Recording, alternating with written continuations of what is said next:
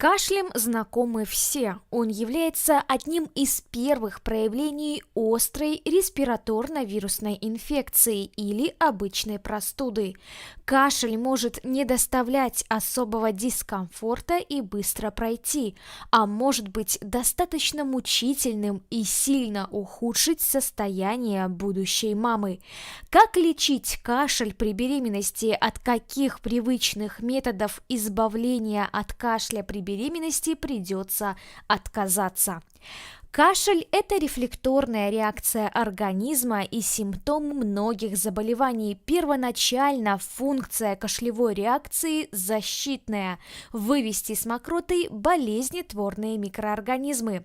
Как правило, кашлевый рефлекс возникает в результате раздражения нервных окончаний, так называемых кашлевых рецепторов в дыхательных путях. Кашель бывает редким и частым, сухим и влажным, постоянным и периодическим, болезненным и безболезненным, сильным и слабым. При беременности кашель, как правило, обусловлен либо острыми респираторными инфекциями, либо наличием хронических заболеваний. Типичными именно для беременности, провоцирующими кашель, являются различные аллергические реакции, восприимчивость к которым у будущих мам повышается в силу особенностей функционирования иммунной системы, токсикоз в первом триместре и изжога, нередко возникающая на поздних сроках беременности. В более редких случаях причинами кашля у беременных являются неврогенные психогенные реакции, заболевания среднего уха, желудочно-кишечного тракта, сердечно-сосудистой системы, щитовидной железы. Следует сразу оговориться, что лечение именно кашля направлено на устранение данного симптома, то есть симптоматическое. Такой подход заведомо не является максимально эффективным. Наиболее действенный способ избавиться от кашля – это устранить его причину, конечно, если это возможно. Таким образом, при инфекционно-воспалительных процессах необходимо бороться с инфекцией, при аллергиях искать и устранять аллерген. При наличии хронических болезней заниматься их лечением, стараясь добиться нормализации состояния. Согласитесь, часто бывает так, что простудившись и подхватив вирус, мы не бежим к врачу, а действуем привычными методами, проверенными на практике. Однако самолечение во время беременности следует исключить. Назначать любую терапию должен врач. Многие лекарственные препараты запрещены для применения у беременных женщин.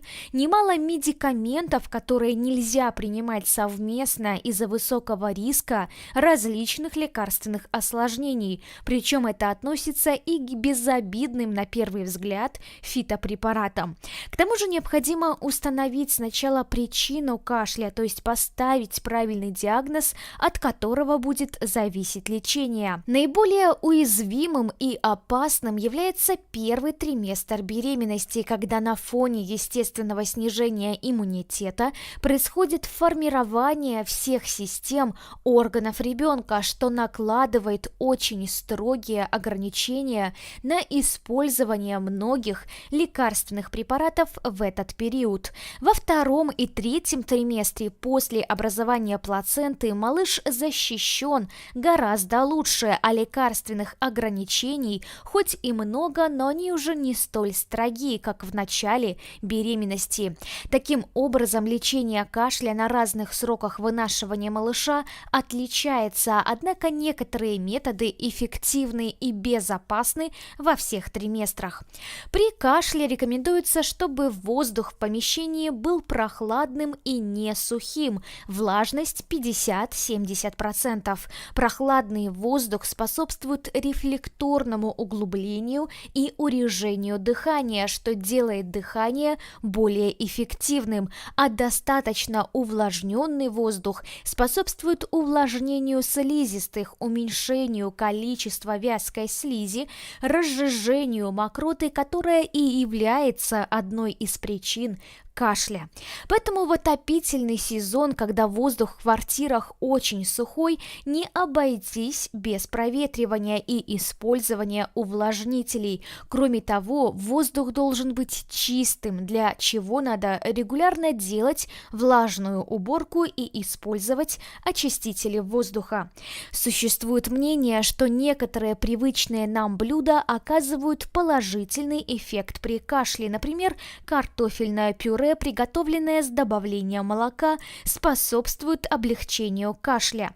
Следует также учитывать, что процесс пищеварения является очень энергозатратным, поэтому для экономии сил организма на борьбу с инфекциями следует выбирать легкую для переваривания, некалорийную, богатую витаминами и минеральными веществами пищу: фрукты, овощи, кисломолочные продукты, компоты, соки.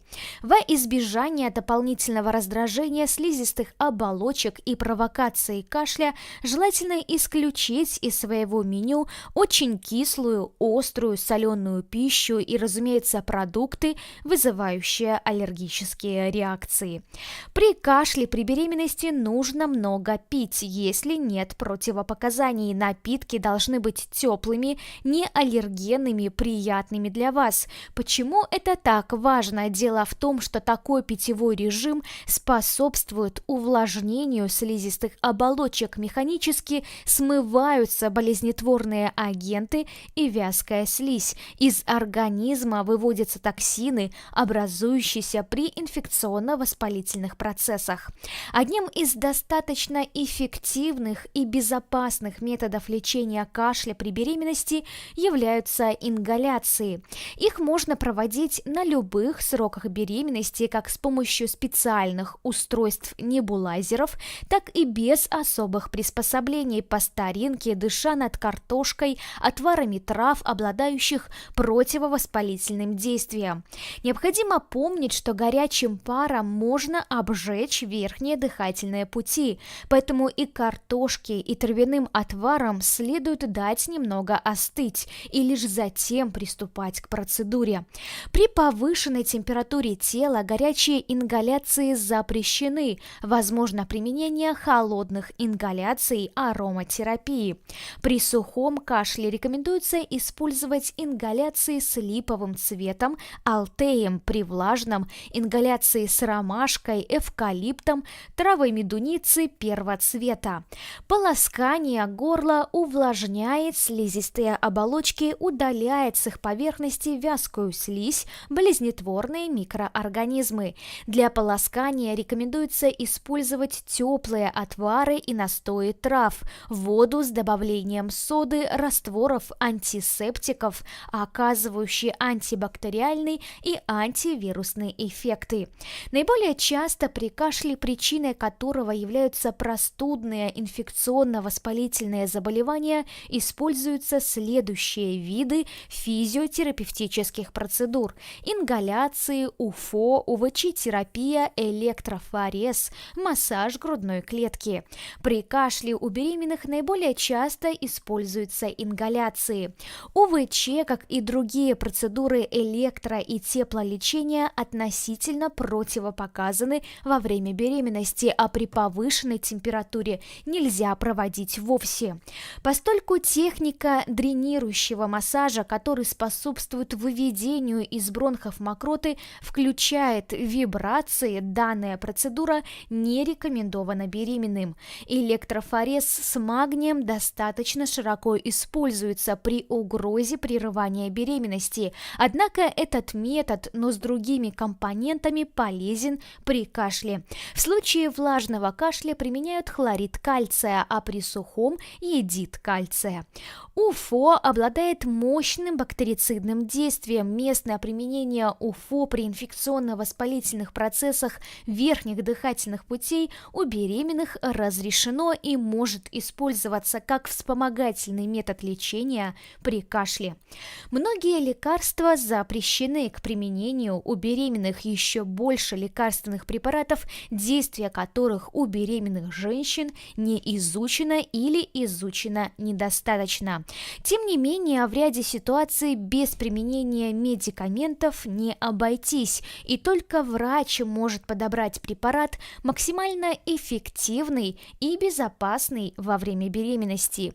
Все препараты от кашля можно условно разделить на две группы: противокашлевые и отхаркивающие средства. Причем одновременный прием препаратов из разных групп недопустим.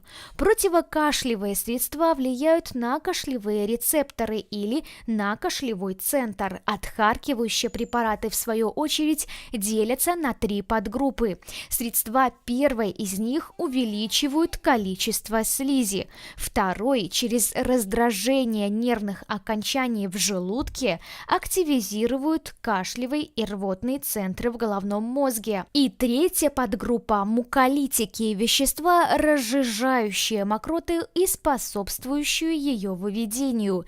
Если лечащий врач принял решение назначить вам лекарственные препараты, не стоит отказываться от их приема из-за боязни навредить малышу. Во-первых, если доктор прописывает вам лекарства, то значит в данном случае без них обойтись нельзя. Во-вторых, врач выбирает максимально безопасные при беременности средства. И в-третьих, само заболевание, вызвавшее кашель, и его осложнения могут быть гораздо опаснее для вас и ребенка, чем прописанные медикаменты. Важно помнить, что целый ряд фитопрепаратов противопоказан беременным женщинам. Так, распространенное средство от кашля из солодки или лакрицы нельзя принимать будущим мамам в связи с выраженным влиянием на водно-солевой обмен и высокой вероятностью нарушения гормонального фона. Алоэ, листья малины, барбарис, трава термопсиса, девиасил, пижма и соп могут повышать тонус миометрия, вызывать маточное сокращение и провоцировать выкидыш или преждевременные роды. У подорожника, пижмы, ревеня, череды, аэра и сосновых почек выявлено неблагоприятное действие на плод.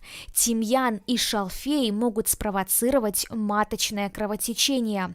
К сожалению, все возможные неблагоприятные эффекты фитотерапии, взаимодействия различных компонентов растительных сборов, а также лекарственных растений с различными медикаментами до сих пор до конца не изучены. Поэтому к применению любого растительного препарата во время беременности следует подходить с осторожностью. При простуде и кашле при беременности разрешены цвет липы, ягоды и лист брусники, ежевика, голубика, черника, ромашка, тысячелистник, шиповник, листья березы и калина. Большинство из этих растительных средств обладает антибактериальным и противовирусным эффектом. Цветки и корень алтея способствуют разжижению и выведению мокроты, однако в первом триместре от их применения предпочтительней воздержаться.